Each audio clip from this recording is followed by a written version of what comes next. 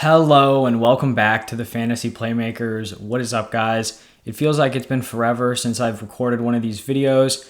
I've been traveling, so I'm out of town. That explains, no setup behind me, all of that. And then normally I put out my waiver wire video on Monday morning, after the full Sunday slate of games. That way we're only missing Monday, but I kind of get that information out ahead of time. But this week, with all the COVID stuff, the games being rescheduled, we had 2 Monday night games, 2 Tuesday games. So I thought posting this Tuesday morning would probably be the best time just because we don't know, how different leagues are going to adjust. I would assume leagues would, have the waiver claims go through like Thursday morning so you can have like that full day after the Tuesday games. But every league is going to be different.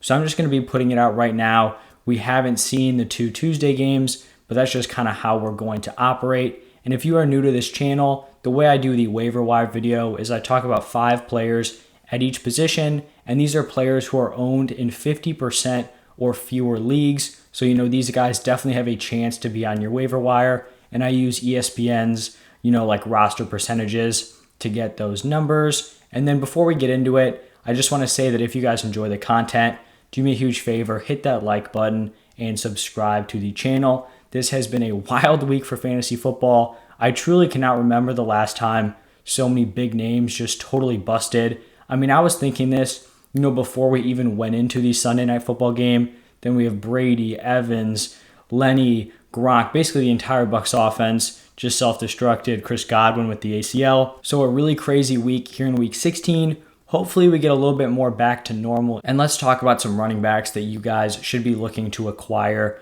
going into week 16. And the first guy has got to be Ronald Jones, owned in 23.4% of leagues. And it looks like Leonard Fournette is likely to miss some time with a hamstring injury. Even if this is a few weeks, that could be crucial for your fantasy season to have Ronald Jones, because with Lenny out, Rojo basically becomes a locked-in high-end RB2, especially with Giovanni Bernard on IR. Really, Ronald Jones could be a 3-down back for this team. Because when I say this, I am not joking around. Keyshawn Vaughn, I think, is the worst running back in the NFL. The dude had like 30 opportunities last season, fumbled 2 or 3 times, dropped like 4 or 5 passes. He is totally unplayable. So I think they're going to have Ronald Jones out there as much as they can. And this isn't really a thing like, oh, I love Ronald Jones as a talent. I don't think he's a very good running back, but you're going to want pieces of this Bucs backfield. And if you can get a guy basically operating as the workhorse off the waiver wire, he should definitely be the number 1 pickup this week.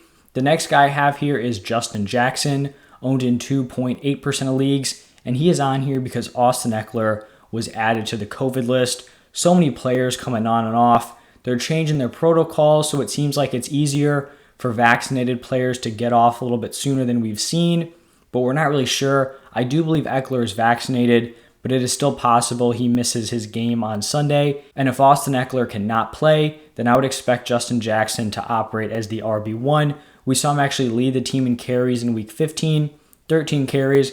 I think Eckler had 12, but was limited with that injury coming in. So Jackson would be the number 1 and would be a solid RB2 play for the Chargers. Another team, you just want pieces of out of that backfield. Then we have Jeff Wilson, owned in 44.4% of leagues, and he is also a solid RB2 play if Elijah Mitchell continues to miss time. He actually cleared concussion protocol on Monday, but he is still dealing with a knee injury. So once again, we're not sure if he is going to be ready to go. And then the final 2 players are just going to be like clear-cut handcuffs. First guy, Mark Ingram, owned in 42.2% of leagues, clear Kamara handcuff, and then Samaje Perine, owned in 8.6% of leagues, Joe Mixon handcuff. We also have Joe Mixon dealing with an ankle injury, so maybe he has a setback, or maybe they just hold him out. Samaje Perine would be a locked-in startable asset if Joe Mixon was not playing. Now let's shift over to the wide receiver position, and the first guy we talk about has to be Amon-Ra St. Brown. He was one of my favorite late round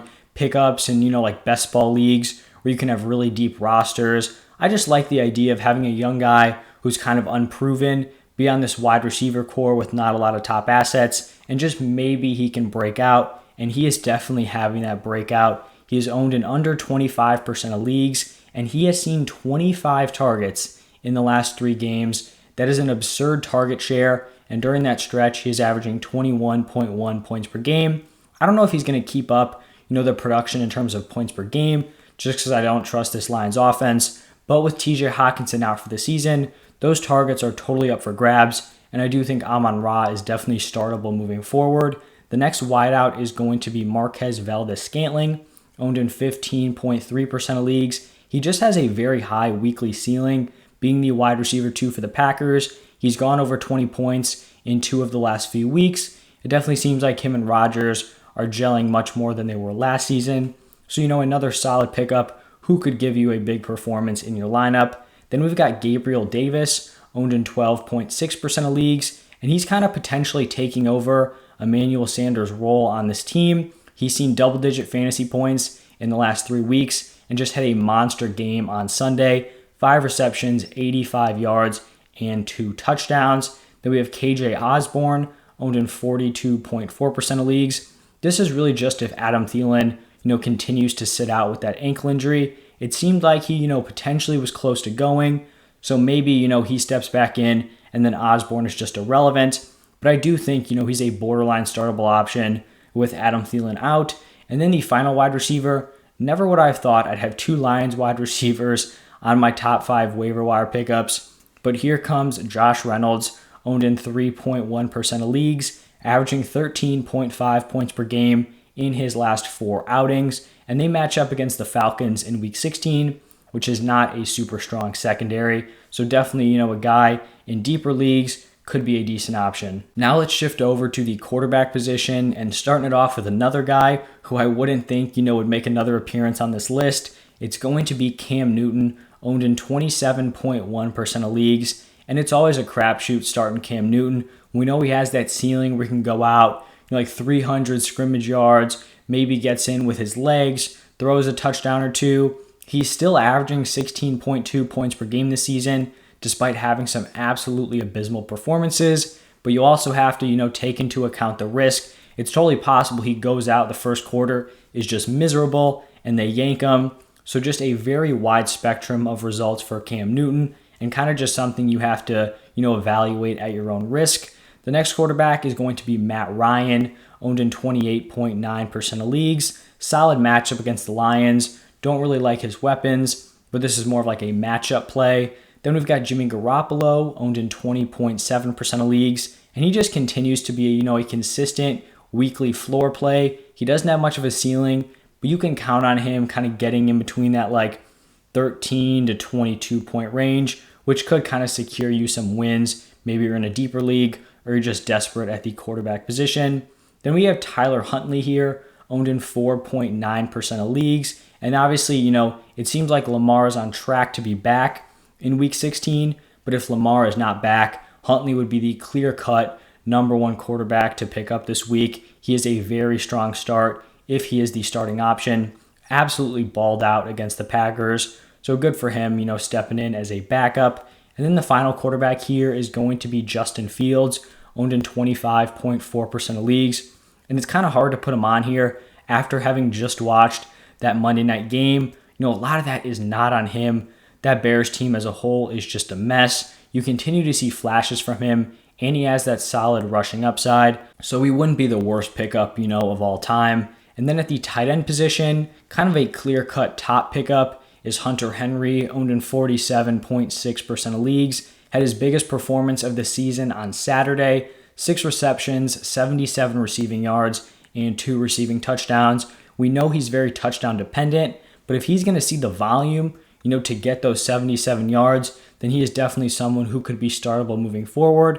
I don't know if I trust it, but with how thin the tight end position is for waivers, he should definitely be owned in over 50% of leagues. The next guy here is going to be Cole Kmet, owned in 22.6% of leagues. Basically, Cole Kmet is going to produce if Justin Fields produces. It's kind of always a toss-up, but like I said, just not a ton of options here. Then we have Foster Moreau, owned in 16.8% of leagues. Obviously, if Darren Waller is back, then Foster Moreau is just unrosterable. You shouldn't even have him on your team. But if Waller is out, he could be a desperate option in your starting lineup. He's seen, a decent amount of volume with Waller out, 6 or more targets in 3 of the 4 games with Waller out.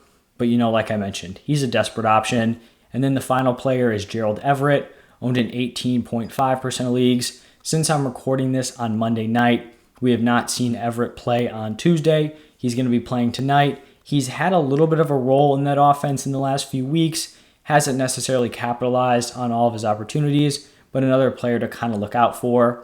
And now the final position, the defenses. Honestly, a lot of really solid streaming options this week, which is good. The playoffs, you have those teams on the wire. First team is going to be the Eagles, owned in 37.9% of leagues, facing off against the Giants. Giants offense is just totally incompetent right now. They're shutting down Daniel Jones, so it really just gets worse for them. Plus, the Eagles as a whole has been a pretty solid defense. Then we have the Seahawks, owned in 30.9% of leagues, going up against the Bears. Bears offense has not looked great. Like I just mentioned, that game was horrible to watch.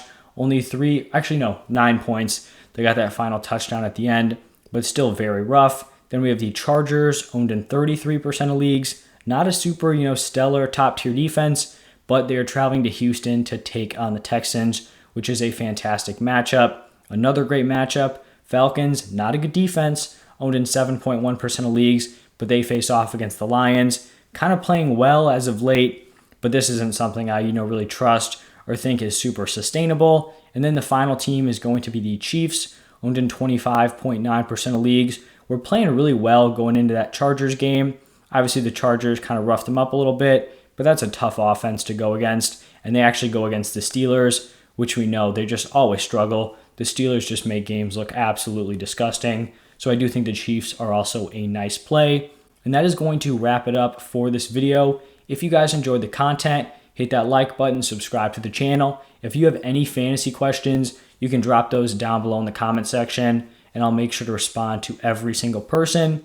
Since the schedule is pushed back, I'm not really sure how I'm going to change things. Start sits for running backs and wide receivers will be coming out tomorrow, and then quarterbacks and tight ends will probably be the day after that.